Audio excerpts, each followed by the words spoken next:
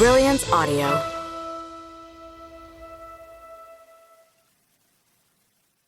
Stars Collide by Rachel Lacey. Performed by Quinn Riley. Eden Sands was not good. Over the course of her career, she'd been called many things. Beautiful, arrogant, talented, rude, generous, cold, hot, difficult, iconic. So many polarizing adjectives, but never good. Good meant mediocre, and that was something she'd never be. Eden stared at her reflection in the mirrored wall before her, imagining the arena full of her peers that she'd be performing for on Sunday.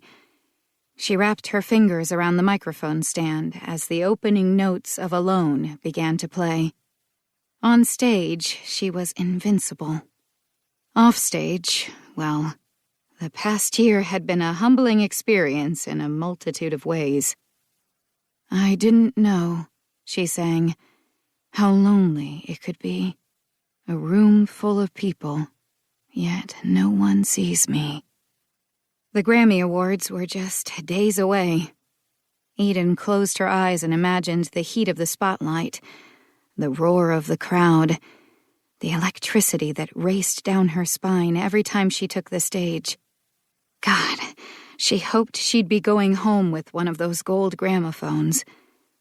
After the year she'd had, she deserved a win. That yearning in the pit of her stomach said she needed it. This performance had to make a statement. It had to show the world she was back. Not that she'd gone anywhere. At least, not intentionally. She was stronger than ever, and this performance had to prove it. Her manager, Stella Pasquale, sat in the corner, observing Eden's rehearsal. Hopefully, Eden was about to wow her. Eden opened her eyes, meeting her reflection unflinchingly. "I'm alone, but I'm not," she sang.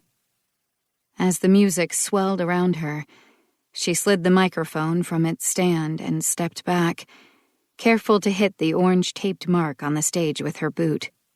She turned and stalked toward the rear of the room, which had been marked to the exact specifications of the Grammy stage.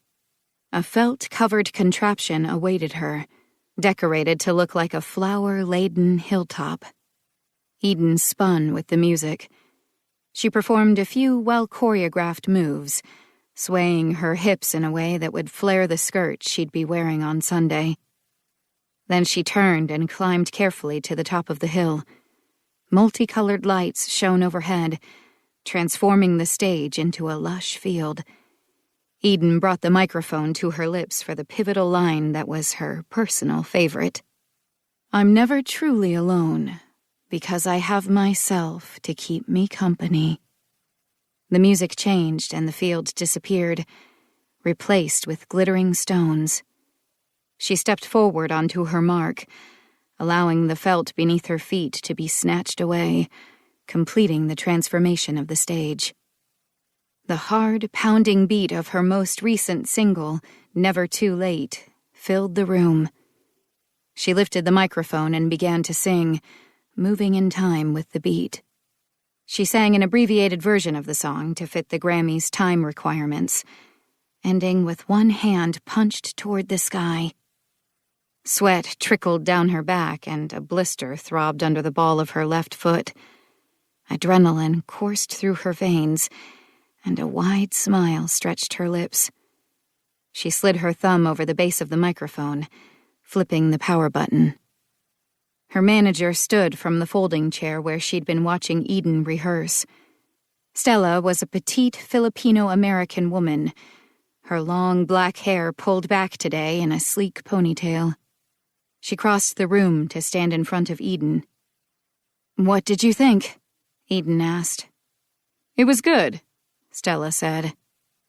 Eden ground her teeth. Not that word. Her Grammy performance couldn't be good. She had to be exceptional.